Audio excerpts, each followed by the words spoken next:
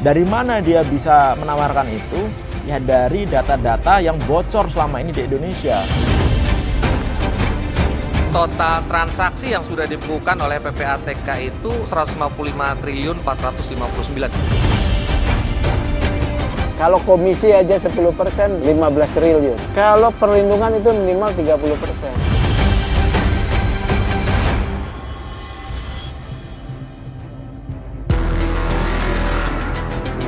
Meski bukan fenomena baru di Indonesia, namun candu judi online kian merebak, merambah hampir di seluruh lapisan masyarakat. Ya, judi online kini telah membuat sebagian masyarakat menjadi candu menggiurkan, namun menjebak. Duduklah siku dulu, awak yang menengah dari orang-orang.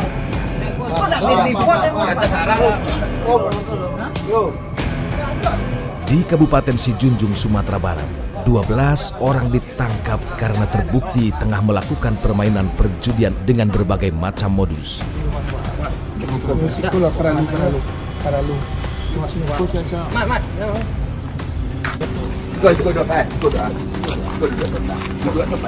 Kami dari Polres. Apa dari mana? Modus pelaku untuk satu kasus judi darat permainan kartu itu melibatkan 4 orang, sedangkan sisanya yaitu judi online, di mana modusnya dia menyediakan fasilitas, kemudian dia mengajak dengan kategori mengajak tatap muka serta melalui WhatsApp. Dari penangkapan tersebut, ironisnya, 2 orang di antaranya merupakan seorang ketua rukun warga dan aparatur sipil negara atau ASN. 10 kasus yang melibatkan 14 tersangka ini, ada satu yang cukup menonjol ya dari segi profesi, yaitu 1 ASN di Satpol PP Kabupaten Sijunjung. Sejak tahun 2018, pemerintah lewat Kementerian Komunikasi dan Informatika telah menutup 500.000 website yang terindikasi ke judi online. Walaupun telah coba diberangus dan dilarang, nyatanya judi online masih eksis di Indonesia hingga detik ini. Bahkan modusnya kini menempel pada website-website milik pemerintah. Lalu bagaimana cara kerja sebuah situs judi online? Benarkah merekalah yang kerap membeli data masyarakat yang bocor? Dari mana dia bisa menawarkan itu? Ya dari data-data yang bocor selama ini di Indonesia. Ada Tokopedia, Bukalapak, Bhinneka, BRI Life, BPJS Kesehatan, ya kan. Kemarin ada PLN, ada IndiHome Telkom, ada data SIM card, ada data KPU dan lain-lain gitu. Nah, data-data itu data yang menarik untuk agen-agen judi online ini, sama mereka dibeli itu. Dalam setiap pengungkapan, aparat penegak hukum hanya bisa menangkap di level admin ataupun agen dari situs judi online. Namun benarkah situs judi online di Indonesia begitu canggih sehingga sulit diungkap? Aparat penegak hukum itu punya sistem untuk melakukan tracking terhadap nomor-nomor telepon yang digunakan untuk melakukan penawaran judi online gitu. Nah, itu kan sampai sekarang kan dibiarkan saja gitu. Jadi ini sebenarnya terjadi pembiaran ini. Aparat penegak hukum membiarkan, kemudian operator juga membiarkan. Kenapa saya bilang operator membiarkan? Karena kan para agen judi online ini, mereka memberikan tawaran judinya itu menggunakan SMS. Hasil investigasi PPATK, perputaran uang judi online tak main-main. Jumlahnya 155 triliun rupiah. Jadi total transaksi yang sudah dibukukan oleh PPATK itu sejak di tahun 2022 saja itu ada 312 rekening, itu isinya 836 miliar. Dan PPATK sudah menerima laporan terkait dengan transaksi judi online itu Jumlahnya total itu 155.459. Jadi memang besar sekali, besar sekali. Transaksi yang dilaporkan kepada PPATK, yang dianalisis oleh PPATK itu 121 juta transaksi, hampir 122 juta transaksi terkait dengan judi online. Lalu benarkah dari triliunan dana yang berputar di judi online mengalir ke oknum penegak hukum? Komisi 3, beliau dipertanyakan tentang terkait konsorsium 303. Pak Kapolri tidak membantah, ya. Pak Kapolri menyatakan terkait informasi ini akan diselidiki. Brigjen Hendra Kurniawan Karopaminal itu ke Jambi, kan disebutkan dia menggunakan private jet. Ini nggak mungkin private jetnya polisi, ya.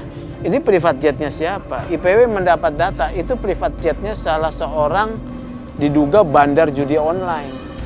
Jadi ada koneksitas nih, ya, antara polisi yang di dalam Satgasus dengan bandar judi online.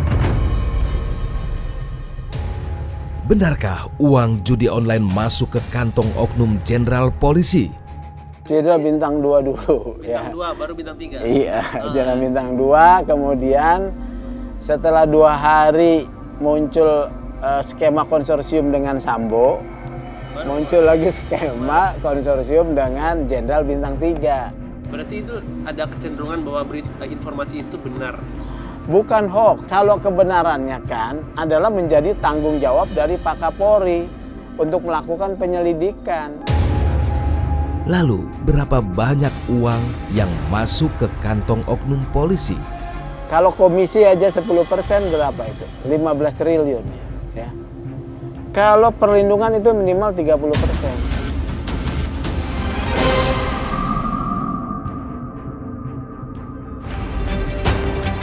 Dari mana dia bisa menawarkan itu? Ya dari data-data yang bocor selama ini di Indonesia. Total transaksi yang sudah dibukukan oleh PPATK itu 155.459. Kalau komisi aja 10%, 15 triliun. Kalau perlindungan itu minimal 30%.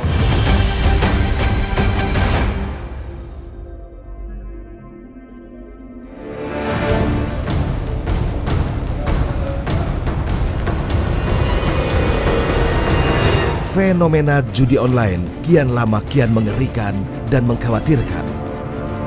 Beragam aksi kriminal seperti pencurian terjadi dikarenakan pelakunya kecanduan judi online.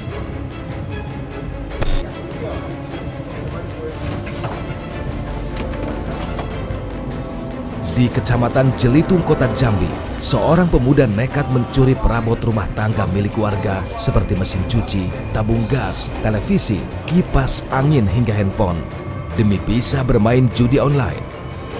Pelaku diketahui bernama Midun, seorang pemuda berusia 21 tahun.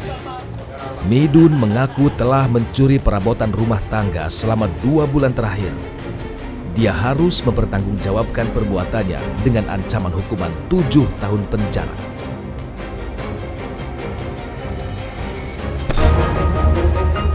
Di Kecamatan Tuban, Kabupaten Tuban, Jawa Timur, seorang pemuda berhasil diamankan Polsek Tuban setelah nekat menggadaikan motor milik pacarnya demi bisa bermain judi online. Dari tangan pelaku, polisi berhasil mengamankan 1 buah unit motor Matic lengkap bersama STNK.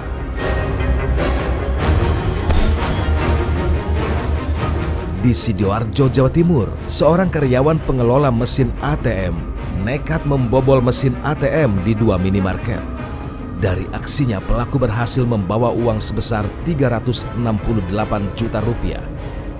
Uang tersebut kemudian digunakan untuk judi online dan membayar pinjaman online. Dari penyidikan kepolisian terungkap, pelaku telah membobol setidaknya 8 mesin ATM. Motifnya sama, yaitu akibat kecanduan judi online. Judi ini bikin ketagihan gitu. Dan ketika orang sudah ketagihan, kemudian ketika pengen main, ada harapan-harapan palsu di sana, dia akan melakukan apapun gitu untuk bermain gitu. orang itu kan pengen secara pintas gitu, pengen mendapatkan rezeki yang banyak, kemudian pengen mendapatkan uang yang banyak tanpa kerja keras gitu. Nah, judi ini memberikan harapan seperti itu, sehingga ketika orang melakukan permainan judi, dia selalu mengharapkan dia untung banyak. Tak hanya itu, judi online juga telah merusak banyak rumah tangga di Indonesia karena kerap tega menjual harta keluarga hingga tak tersisa. Berjudi dan dia ternyata kalah, dalam pikirannya pasti berpikir, oh mungkin sekarang kalah, tapi nggak mungkin kita kalah terus. Nanti suatu saat pasti kita akan menang begitu. Akhirnya dia main lagi, dan main lagi. Dan menurut beberapa penelitian ya, memang judi ini menimbulkan men-trigger hormon ini, kesenangan gitu. Jadi kita menjadi happy, main itu menjadi happy gitu. Lalu bagaimana cara kerja judi online? Benarkah para pemain judi online juga terus diiming-imingi kemenangan? Biasanya dia menggunakan WA atau menggunakan Telegram atau menggunakan apapun lah begitu, dan biasanya disertai dengan foto yang cantik gitu, foto yang seksi gitu. Sehingga dikiranya si agennya itu yang menawarkan itu benar-benar cewek tersebut gitu. Dan ini si agen customer service-nya ini nggak berhenti-berhenti nih.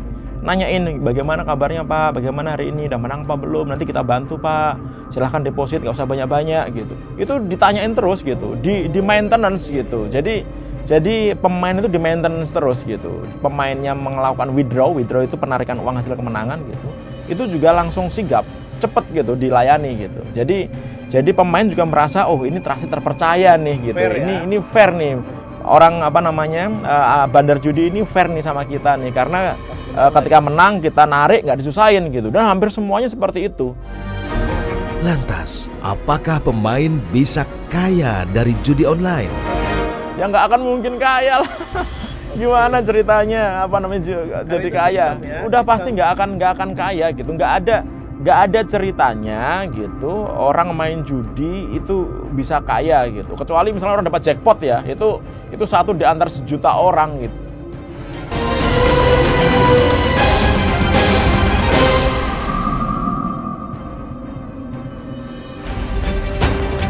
Dari mana dia bisa menawarkan itu?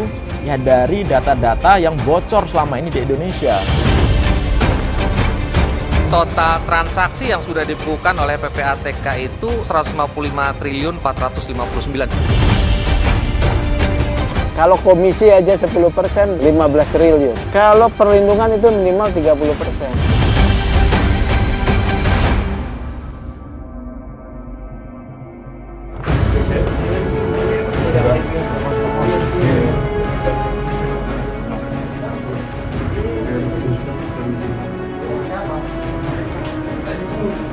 Lima lagi di sini. Katanya ada isi.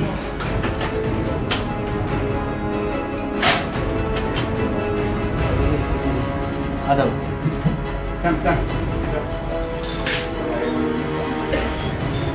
Salah satu jaringan judi online besar dengan omset miliaran per hari dan berkantor di 24 ruko, pertengahan Agustus lalu berhasil diungkap Subdit Jatanras Polda Banten. Berikut adalah video saat Polda Banten menggeledah sebuah unit apartemen di Tangerang, Banten yang diduga sebagai tempat beroperasi bisnis judi online. Angkatin Dari apartemen ini polisi berhasil mengamankan beberapa tersangka dan komputer yang digunakan untuk berbisnis judi online. Dari total barang bukti untuk nilai uang yang kami amankan sejumlah 1.040 miliar rupiah. Kemudian dengan tersangka 10 orang, berikut juga perangkat-perangkat komputer maupun handphone. Untuk komputer sejumlah 15 komputer, kemudian untuk handphone sekitar 13, dan beberapa perangkat-perangkat untuk yang digunakan live chat. Untuk jaringan yang di bawah kendali dari saudari RM, itu mengendalikan 50 website. Iya, 50 website dengan omsetnya per hari itu 3,9 miliar.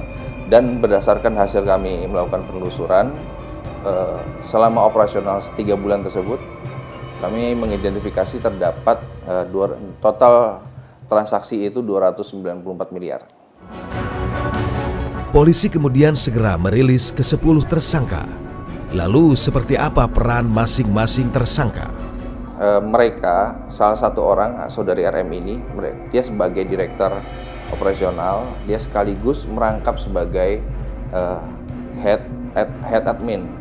Dia membawahi beberapa admin-admin, dan di bawah admin-admin tersebut mengendalikan beberapa customer. Kemudian customer itu berada di beberapa ruko. Yang kami identifikasi awal, ruko yang digunakan untuk operasional itu adalah 5 ruko.